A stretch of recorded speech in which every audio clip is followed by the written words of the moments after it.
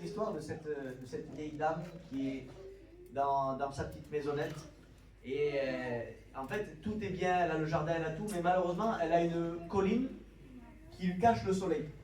Et ça fait que c'est très humide chez elle, c'est pratiquement invivable finalement, même si la maison, elle est jolie, elle est bien, il y a tout pour aller, mais cette colline l'embête un peu. Cette dame, elle est chrétienne. Et on lui a prêché un jour à l'église que si on avait la foi grande comme un grain de sénévé, une graine de moutarde, peu importe, petite comme ça, on pourrait dire à cette montagne, déplace-toi, et elle se déplacerait. Qui c'est qui est d'accord avec ça? Et donc cette femme, naïvement, mais avec la foi d'un enfant, elle fait cette prière-là, et Poussine, elle presque ça. Le matin, elle entend donc elle se réveille le matin, elle entend des bruits de tracteurs, bip, bip, bip, des bruits de moteur, tout ça, elle ouvre la porte. Ils avaient décidé d'attaquer la colline en face pour aller gratter les minerais, aller gratter la pierre, pour se servir du sable, des pierres, etc. Ce qui fait que sa prière a fait déplacer une montagne. Et elle a eu le soleil. Et elle a eu le soleil. Le soleil de gloire, le soleil de justice. Qui ne veut pas? Amen. Dieu agit comme il veut, quand il veut. Et parfois, on passe par des chemins, on dit Seigneur, pourquoi tu fais passer là? Oui, mais là, il y a quelque chose que j'ai pour toi. Toi, tu ne comprends pas, mais laisse-moi faire. Je voudrais recentrer le débat. Merci Seigneur. Vous avez été bénis là jusqu'à maintenant. Amen, amen, La réunion aurait pu amen. s'arrêter là. Dieu est venu, Dieu a parlé au cœur, Dieu nous a visités. Seigneur, reste encore un peu le temps de la prédication. Seigneur. Amen. Seigneur, que ce soit ton Saint-Esprit, Seigneur, qui parle au travers de moi. Je sais que le message que je vais vous prêcher vient de Dieu. Et aucun doute sur ça. Aucun doute sur ça. Vous savez pourquoi? Parce que j'en parlais avec Johan, il me disait alors qui c'est qui prêche vendredi que... Je dis ben écoute, Dieu m'a rien dit. Tu as dit ça Johan? Je dis Dieu m'a rien dit. Les lundis passent, mardi passent, mercredi. Dieu m'a toujours rien dit. J'attends le message de Dieu pour prêcher. J'attends. Je dis Seigneur, c'est quoi le message ce soir? Le message ce soir, c'est l'amour. Amen. Est-ce qu'on peut peindre l'amour? Une question que je me suis posée. Seigneur me pose cette question. Peux-tu peindre l'amour? Et Dieu m'a parlé précisément ce soir. Et il m'a dit une chose. Ne leur dis pas quoi faire. Alors c'est dur pour un pasteur de ne pas vous dire quoi faire. J'ai envie de vous dire, faites comme ci, faites comme ça. Attention, ne faites pas ça. Je ne dois pas faire ça ce soir. Je dois vous parler de Jésus ce soir. Je dois simplement vous parler de l'amour de Dieu. Je dois simplement vous dire qu'il vous aime. Amen. Et parfois, on veut aimer, mais le problème, c'est qu'on ne se sent pas aimé. Et on peut donner ce qu'on a reçu. Que ce qu'on a reçu, on pourra le redonner. Et ce soir, Dieu m'a dit, dis-leur que je les aime. Alors, vous savez, on apprend que l'amour est très important dans la Bible, ça vous le savez. Dans 1 Corinthiens, l'apôtre Paul, il nous fait toute une déclaration sur l'amour. 1 Corinthiens au chapitre 13. Écoutez ce qu'il est dit. Moi, quelque part, ça me plaît, c'est beau. Mais cette première partie de cette prédication, cette première partie de verset me fait un peu peur aussi quand même. Parce qu'il me dit, quand je parlerai la langue des hommes et des anges, si je n'ai pas l'amour, je suis un airain qui résonne. Ou une cymbale qui retentit. C'est-à-dire que je pourrais parler en langue. Vous voyez, la langue des anges, c'est le parler en langue. Mais si je n'ai pas l'amour, ça ne sert à rien. Et quand j'aurai le don de prophétie, la science de tous les mystères, toute la connaissance, quand j'aurai même toute la foi jusqu'à transporter des montagnes, si je n'ai pas l'amour, je ne suis rien. Mais Seigneur, j'ai prié, les malades ont été guéris. J'ai prié, les captifs ont été délivrés. Seigneur, je fais tout pour toi. Si tu n'as pas d'amour, tu n'es rien, tu ne peux rien. Et il dit quand je distribuerai tous mes biens pour la nourriture des pauvres, quand je livrerai même mon corps pour être brûlé, si je n'ai pas l'amour, cela ne me sert à rien. Et là on se dit, merci de l'avertissement. Mais c'est quoi l'amour? C'est quoi l'amour? Moi, je veux bien comprendre que sans l'amour, je ne suis rien, d'accord? Mais c'est quoi l'amour? Vous savez, la Bible, elle est complexe. Juste après avoir donné tous ces avertissements, l'apôtre Paul nous définit l'amour comme jamais personne ne l'a défini. Il nous dit, l'amour est patient. L'amour est plein de bonté. L'amour n'est pas envieuse. L'amour ne se vante pas. L'amour ne s'enfle pas d'orgueil. Elle ne fait rien de malhonnête. Elle ne cherche pas son intérêt. Elle ne s'irrite pas. Elle ne soupçonne pas le mal. Elle ne se réjouit pas de l'injustice. Mais elle se réjouit de la vérité. L'amour excuse tout, croit tout, espère tout et supporte tout. Peux-tu peindre l'amour? C'est ce que le Seigneur me dit. À chaque fois, ça revient. Peux-tu peindre l'amour? Je ne sais pas pourquoi il dit ça. Je vous le dis. Je ne sais pas si vous remarquez, mais si à la place d'amour, on met le mot Jésus, ça colle aussi. Jésus est patient, plein de bonté. Jésus n'est pas envieux. Jésus ne se vante pas. Quelle humilité, Seigneur. Il a lavé les pieds de ses disciples. Jésus ne s'enfle pas d'orgueil. Jésus ne fait rien de malhonnête. Jésus ne cherche pas son intérêt. Jésus ne s'irrite pas, ne soupçonne pas le mal. Il veut te bénir. Jésus ne se réjouit pas de l'injustice, mais il se réjouit de la vérité. Jésus excuse tout, croit tout, espère tout, et supporte tout. Peut-on perdre l'amour? Je ne sais pas. Mais en tout cas, je sais que Jésus l'a incarné, cet amour. L'amour est descendu du ciel, il a pris une forme humaine, qui s'appelle Jésus. Et aujourd'hui, je ne veux pas vous dire, je n'ai pas envie de vous dire, faites comme ça pour aimer mieux, faites comme ça pour aimer mieux. Je sais qu'une prédication habituelle sur ce sujet-là, sur ces versets-là, ça aurait été ça. Là, je dois m'efforcer de ne vous donner aucun conseil ce soir, mais simplement vous exposer Jésus. Est-ce que vous êtes avec moi ce soir? Amen. Amen. Vous croyez que tout est possible avec Jésus? Amen. Amen. Prenons le premier exemple. L'amour est patient. L'amour est patient. Je voudrais vous raconter une histoire où Jésus a été patient. Parce que c'est bien beau de dire Jésus est comme ci, Jésus est comme ça. Mais est-ce qu'on a les preuves? Oui, on a les preuves. Et sur chaque point, je voudrais apporter une preuve que Jésus l'a été. L'amour est patient. Est-ce que Jésus était patient? Oui, il l'a été. Vous savez avec qui? Avec Pierre, par exemple. Pierre, c'était le disciple plein de zèle, plein de feu. Et il était capable de se battre pour Jésus. Et vous savez, quand Jésus a dit, ils vont m'attraper, ils vont m'amener, ils vont me torturer, ils vont me faire du mal, je vais souffrir. Mais vous partirez. Moi, dit Pierre, moi je te laisserai, Seigneur, moi je te laisserai. Jamais de la vie, plutôt mourir. J'irai devant les flèches, j'irai devant les épées, je me ferai découper pour toi, Seigneur. Moi je ferai tout pour toi, Seigneur. Et là, le Seigneur dit, arrête, Pierre, arrête. Avant que le coq n'ait chanté, tu m'auras déjà renié 3 fois. Et là, Pierre, il prend un coup. Comment ça? Moi, le disciple qui a le plus de feu, moi qui est le leader de tout le monde, moi, je vais laisser tomber Jésus? J'y crois pas. Arrive le moment où Jésus se fait capturer, il se fait amener, il se fait questionner. Et là, vous avez Pierre qui suit de loin. Et il suit de loin Jésus, il le voit. Et il a un peu froid, il voit un feu avec des gens autour, il commence à se mettre à côté du feu. Et il observe Jésus de loin. Et il voit que ça commence à chauffer. Il voit que ça commence vraiment à... Là, c'est plus juste une petite questionnette. Là, ça va loin. Il y a les gardes, il y a le Sanhédrin, il y a les grands de ce monde. Et là, il sait que ça va aller très très loin, cette histoire. Et là, il y a une première femme qui dit, mais tu n'étais pas avec lui, toi? Ah, non, non. Il commence à s'éloigner. Il dit, oh, ça commence à sentir le roussi. Il commence à s'éloigner. Et puis là, il y a une autre femme qui dit, mais je t'ai vu avec lui, mais je te dis que non. Et là, un autre homme, il dit, mais si tu as le même accent que lui, mais je te dis que non. Et là, la troisième fois qu'il dit non, un coq se met à chanter. Et là, Jésus se retourne vers lui, le regarde de loin. Il s'était compris. Il a renié 3 fois Jésus. Il est parti en pleurant. Et je vous le dis, si c'est nous, hommes, sans patience, sans amour, on dit celui-là, il m'a pas renié 1 fois, il m'a pas renié 2 fois, il m'a renié 3 fois. Pour moi, c'est terminé. C'est terminé. J'ai été patient 1 fois. J'étais patient 2 fois, 3 fois, ça passe plus.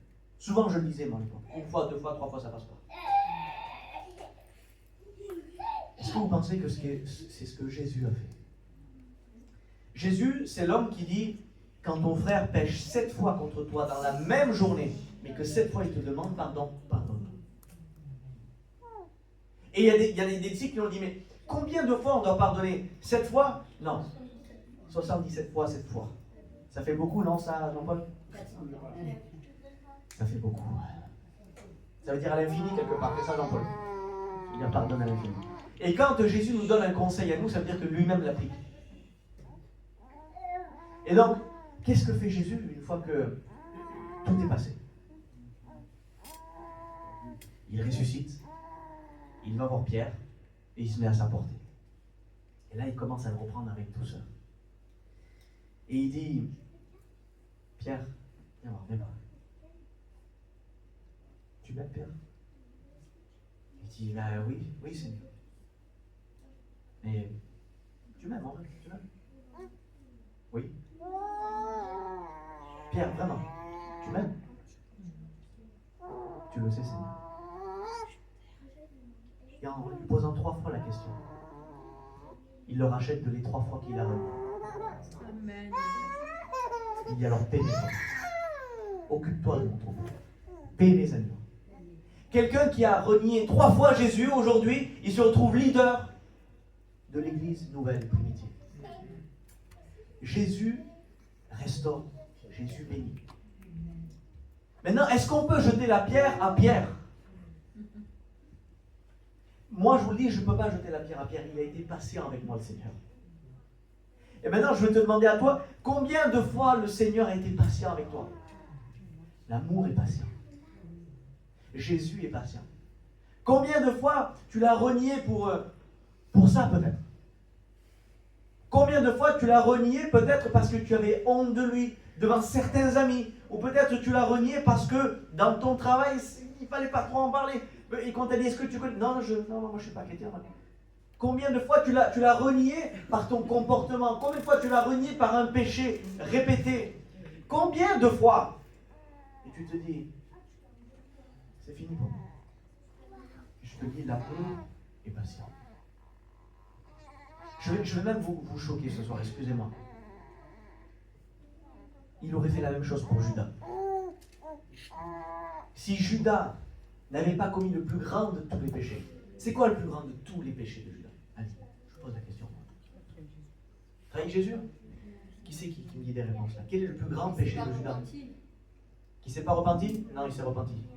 Non, mais qui ne s'est pas. Il aurait pu aller demander pardon à Dieu et qu'il n'a pas fait. C'est ça. Alors en fait, c'est vrai qu'il a trahi Jésus, ma soeur. C'est très très grave. Mais son plus grand péché, c'est pas ça. C'est d'avoir cru que son péché était plus grand que la grâce de Dieu. Ça, c'est le plus grand de tous les péchés. C'est quelque part, c'est de l'orgueil. De dire, j'ai trop fait, je suis allé trop loin. Dieu ne pourra pas me pardonner. Ça, c'est un péché. Ici, il était venu humblement comme Pierre. Il aurait dit, Seigneur, oui, je t'aime, Seigneur. Pardonne-moi, Seigneur.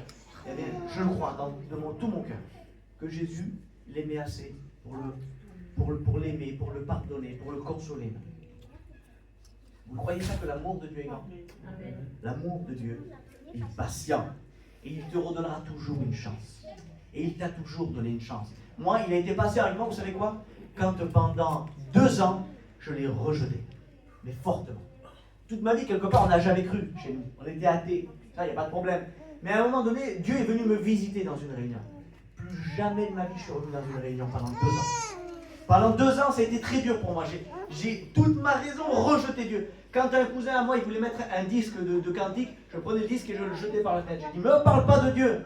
Je l'ai rejeté, et rejeté, et rejeté. Et à l'époque, ma fiancée, qui est aujourd'hui ma femme, me parlait de Dieu, me parlait de Dieu, me parlait de Dieu. Et je rejetais, je rejetais. Mais les prières ont fini par fonctionner. Amen. Dieu a été patient. Il a été patient avec chacun d'entre nous. Croyez-moi. L'amour de Dieu est patient. Alléluia. L'amour de Dieu est plein de bonté. L'amour est plein de bonté. L'amour est plein de bonté. Est-ce que Jésus l'a été? Oui, il l'a été. Je vais vous donner un exemple. Vous lirez dans Marc 1 au verset 40 comment Jésus s'est comporté avec un lépreux. Mais avant de vous parler de ça, je voudrais vraiment vous mettre dans le contexte de ce que c'est un lépreux à cette époque-là. Un lépreux à cette époque-là, c'est la pire des maladies qui est visible en plus et qui qui oblige à une exclusion, à un isolement de tout, à un rejet. Tu deviens un intouchable quand tu as la lèpre. Et ça se voit. Regardez ce qu'il est dit dans Lévitique. Il dit, le lépreux habitera à l'écart. Sa demeure sera hors du camp. Et partout où il passera, il devra crier, impur, impur, pour que les gens s'écartent de lui. Est-ce que vous vous rendez compte du déshonneur que c'était d'être un lépreux à l'époque? Personne ne pouvait toucher un lépreux. Quand tu touchais un lépreux, c'est comme si tu voulais t'attirer une malédiction à toi. Tu devenais toi-même impur. Alors, sachez une chose. La lèpre est comme le péché. C'est-à-dire qu'on est recouvert de péché. Vous savez qui c'est qui se tient loin du péché normalement? C'est Dieu. Dieu ne peut pas toucher le péché. Il ne peut pas tolérer le péché. Il en a horreur. Et c'est pour ça que pendant des centaines et des milliers d'années, on faisait des sacrifices en Israël pour couvrir le péché. Il fallait que le sang des boucs, le sang des agneaux recouvre le péché pour que la colère de Dieu ne s'abatte pas sur le peuple. Et là, quand on est face à ça, on dit, mais Jésus, si je suis plein de péché, tu ne peux pas t'approcher de moi, tu ne peux pas me toucher.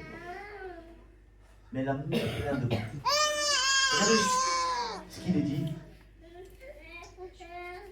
dans Marc 1,40. Il dit, un lépreux vint à lui, il vint à Jésus. Il se jette à genoux et il lui dit d'un ton suppléant, si tu le veux, tu peux me rendre pur.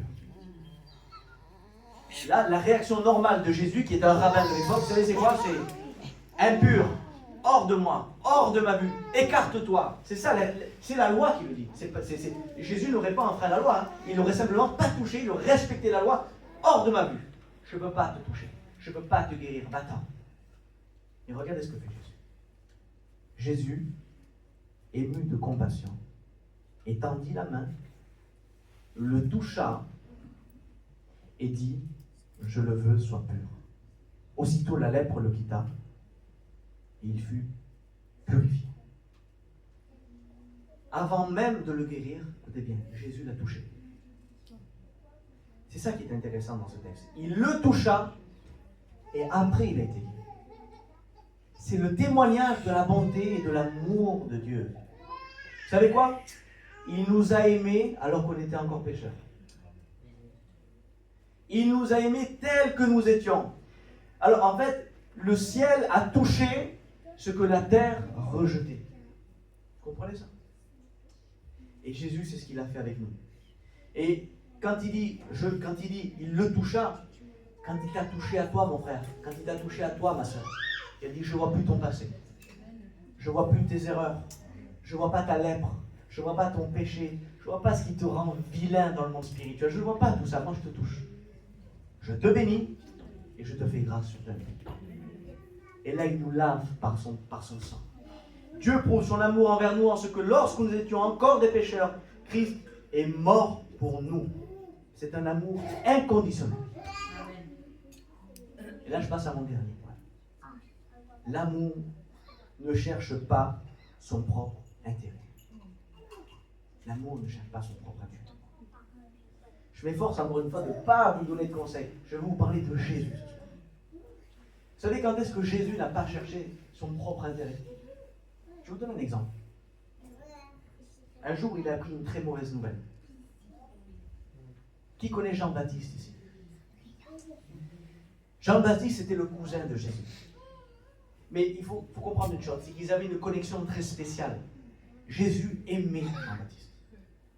Quand la mère de Jésus et la mère de Jean-Baptiste étaient tous les deux enceintes et qu'ils attendaient leur petit bébé, quand Marie a rencontré donc sa cousine Élisabeth, Élisabeth qui avait Jean-Baptiste en son sein a dit « L'enfant en moi a tressailli de joie ». Ils se sont déjà connectés, ils se connaissaient déjà, il y avait une relation déjà spéciale dans le ventre de la mère. Ensuite, Jean le Baptiste, c'est pas n'importe qui, c'est celui qui a préparé le chemin de Dieu. C'est celui qui a parlé le premier de Jésus.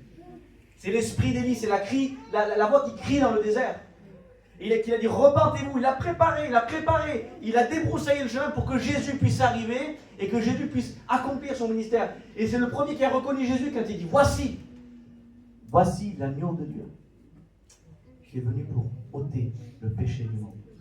Jean-Baptiste, c'est pas n'importe qui. Jésus aime Jean le Baptiste. Et un jour, Jean-Baptiste se fait capturer. Et Jésus, il y a un temps qui passe. Jésus passe une journée très chargée. Il guérit, il prêche, il bouge, il marche. Et on vient, alors qu'il est fatigué, on vient lui annoncer, Jésus, ton cousin que tu aimes est mort.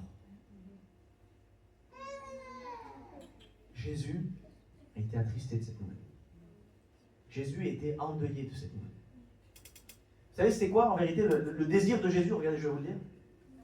Et il y a cette nouvelle, Jésus partit de là dans une barque pour se retirer à l'écart. Ça ne vous arrive pas, vous? Un coup de blues, là, on vient vous annoncer une nouvelle, vous prenez votre voiture, vous partez, vous n'avez plus envie de parler à personne. Je veux juste être seul. Laissez-moi, je veux juste être seul. Je veux m'en remettre de cette nouvelle. Vous pouvez me laisser une heure, une journée.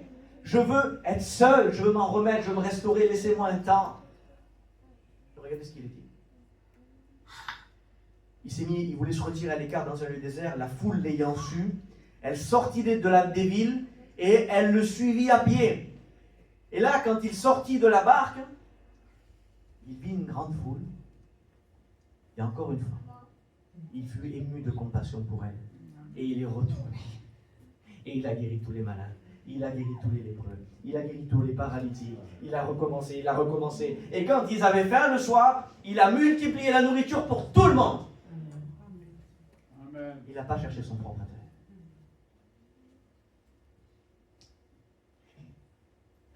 Comment te dire que Jésus avait mieux à faire que de descendre de son ciel de gloire pour venir nous sauver? Je l'ai entendu tout à l'heure dans une prière. Jésus, tu es descendu de ton ciel de gloire. Vous savez que Jésus, avec toutes les myriades d'anges à ses côtés qui l'adoraient, il était tellement adoré que les anges disent « Saint, Saint, Saint est le Seigneur, Saint, Saint, Saint est le Seigneur, Saint, Saint, Saint est le Seigneur. » Et pourtant, il a choisi de descendre. Ce n'était pas son intérêt, vous comprenez ça? Adam avait fait une faute, tant pis pour lui. Il avait le choix entre la vie et la mort, il a choisi la mort, le péché. Et alors que Jésus, attristé certainement le Fils, le Père, le Fils, le Saint-Esprit, attristé dans le ciel en voyant cette faute que la créature qu'ils aimaient le plus avait commise, ils étaient endeuillés de voir cette créature mourir. Oui, elle est morte. Le péché entraîne la mort. L'Esprit de Dieu s'est éloigné. Comment on fait? Là, peut-être, certainement que Jésus, comme quand il a appris la mort de Jean-Baptiste, aurait peut-être envie de se retirer dans le ciel et de vivre ce deuil et de dire, ben tant pis, on lâche tout. Mais au moment où il allait peut-être tout lâcher, Jésus, c'est comme s'il sortait de la barque et que il voit Sacha au loin, puis il voit Johan, puis il voit Evelyne, puis il voit Daniel, puis il voit ma femme là-bas, puis il voit Charles, puis il voit Sylvia, puis il voit Jean-Paul, puis il voit Irvine, puis il voit Rose, et puis il voit toute l'église, il voit l'humanité, il voit des grands, des petits, il voit des noirs, il voit des chinois, et il dit, Seigneur, Père, je ne peux pas, envoie-moi, envoie-moi. Je sais que ce n'est pas mon intérêt, je sais qu'il mérite ça, je le sais, mais envoie-moi. Mais mon fils, il ne le mérite pas, envoie-moi. Mais envoie-moi. Je paierai pour eux. Je me sacrifierai pour eux. Je le ferai, Père. Envoie-moi. Ce n'est pas son intérêt. Lequel, existant en forme de Dieu, n'a point regardé comme une proie arrachée d'être égal avec Dieu, mais il s'est dépouillé lui-même en prenant une forme de serviteur, en devenant semblable aux hommes, ayant paru comme un simple homme, il s'est humilié lui-même, se rendant obéissant. Jusqu'à la mort. J'en arrive à ma conclusion, frères et sœurs. Est-ce que jusque-là, vous comprenez l'amour que Dieu a eu pour nous? Est-ce que vous comprenez que, je ne sais pas si on peut perdre l'amour, mais que, en tout cas, l'amour commence à avoir un visage. Il s'appelle Jésus. Et là, j'arrive à mon dernier point, la conclusion, c'est l'amour excuse tout, l'amour croit tout, l'amour espère tout, l'amour supporte tout. Vraiment, l'amour supporte tout. Jésus, est-ce que tu as vraiment tout supporté pour moi? Jésus, est-ce que tu l'as fait, Seigneur? Jésus a supporté la trahison. Matthieu 26. Comme il parlait encore, voici Judas, l'un des 12, arriva, et avec lui une foule nombreuse, armée d'épées et de bâtons, envoyés par les principaux sacrificateurs. Celui qui le livrait leur avait donné ce signe. Celui que je baiserai, c'est lui. Saisissez-le. Aussitôt s'approchant de Jésus, il dit, salut Rabbi. Et il le baisa. Et Jésus lui dit, mon ami, ce que tu es venu faire, fais-le. Seigneur, tu as supporté la trahison pour moi. Oui. Et celui qui t'a trahi, tu l'as appelé comment? Mon ami. Les moqueries. Il a supporté les moqueries. Matthieu 27. Ils tressèrent une couronne d'épines qu'ils posèrent sur sa tête. Ils lui mirent un roseau dans la main droite. Puis s'agenouillant devant lui, ils le raillaient, ils se moquaient de lui en disant « Salut, roi des Juifs !» Et ils crachaient contre lui, prenaient le roseau et frappaient sur sa tête. Après s'être ainsi moqués de lui, ils lui ôtèrent le manteau, lui remirent ses vêtements et l'emmenèrent pour le crucifier. Seigneur, tu as supporté la moquerie pour moi aussi. L'amour supporte vraiment tout, Seigneur. À ce point-là, Seigneur. Toi qui es le Dieu, le roi des rois, le Seigneur des seigneurs, toi qui d'un claquement de doigts aurais pu les briser, les foudroyer, faire descendre la foudre sur terre, envoyer une myriade d'anges qui les découperaient en deux. Toi, tu as supporté ça pour moi, Seigneur. Les fausses accusations, tu as supporté, Seigneur. Regardez ce qu'il est dit dans Marc 14. Vous avez entendu le blasphème de cet homme, que vous ensemble, et tous le condamnèrent comme méritant la mort. Quelques-uns se mirent à cracher sur lui. J'arrive pas. Seigneur, comment on a pu cracher sur toi?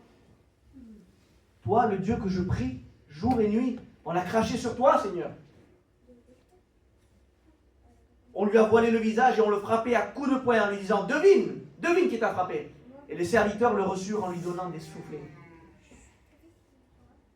Il a supporté les souffrances. C'est l'amour qui supporte tout.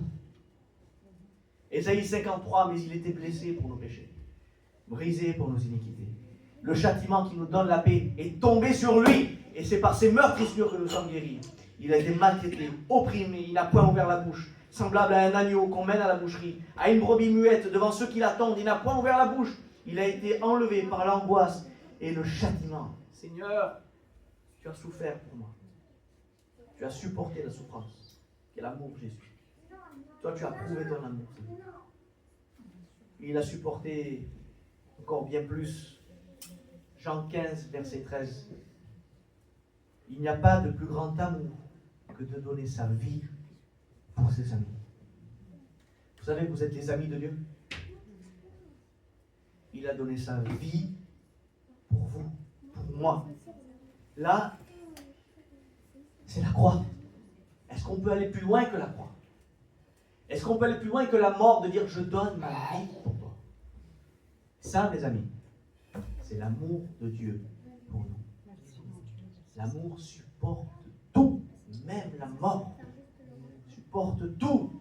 Et il a même prouvé que l'amour excuse tout. Pendant que les clous traversaient ses poignets, pendant que la couronne d'épines appuyait sur sa tête, pendant que son sang coulait et qu'il était élevé entre ciel et terre, pendu sur le bois comme une malédiction, il a dit, Père, pardonne.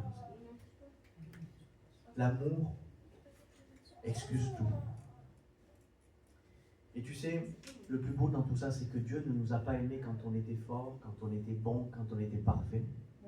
Tout ça, il l'a fait alors qu'on était encore pécheurs. Il nous a aimés alors qu'on ne le méritait pas. Et je vais te dire une chose, cet amour-là, il est tellement grand que rien ne peut te défaire de cet amour. Rien. Seigneur, je suis retombé encore une fois dans ce péché. Rien, il te dira, je t'aime. Mais Seigneur, je ne prie pas assez. Je t'aime. Mais Seigneur, je ne lis pas assez. Je t'aime. Mais je t'aime. Arrête, je t'aime. Ne me dis plus rien, ne me trouve plus d'excuses. Je t'aime. Et rien ne pourra te défaire de cet amour. Car j'ai l'assurance que ni la mort, ni la vie, ni les anges, ni les dominations, ni les choses présentes, ni les choses à venir, ni les puissances, ni la hauteur, ni la profondeur, ni aucune autre créature ne pourra nous séparer de l'amour de Dieu manifesté en Jésus-Christ. C'est tout. C'est tout ce que j'avais à vous dire ce soir.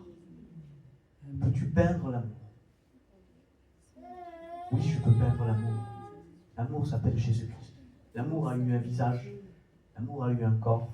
L'amour a été crucifié. L'amour a tout supporté. C'est Jésus. Je peux vous demander de fermer les yeux, frères et sœurs. Jésus, j'ai fait ce que tu m'as demandé, Seigneur. Seigneur, je vais être obéissant à ta parole, Seigneur. Saint-Esprit, maintenant je te demande, mon Dieu, d'agir dans les cœurs. Je ne sais pas qui avait besoin d'entendre ce message, Seigneur.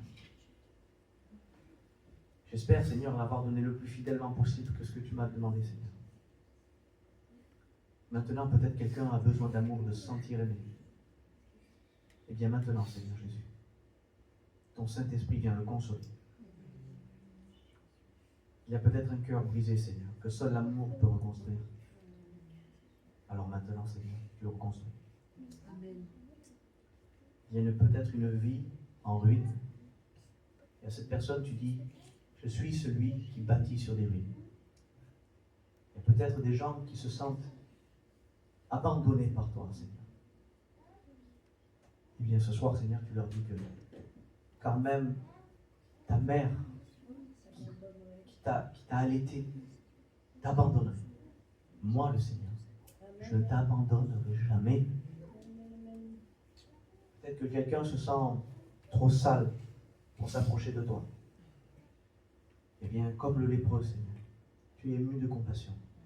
Tu le touches, tu le purifies, Seigneur. Peut-être que quelqu'un ici ne s'est pas donné entièrement à toi, Seigneur Jésus. Que quelqu'un a encore un pas à faire pour, Seigneur Jésus, pour t'appartenir. Pour expérimenter cet amour.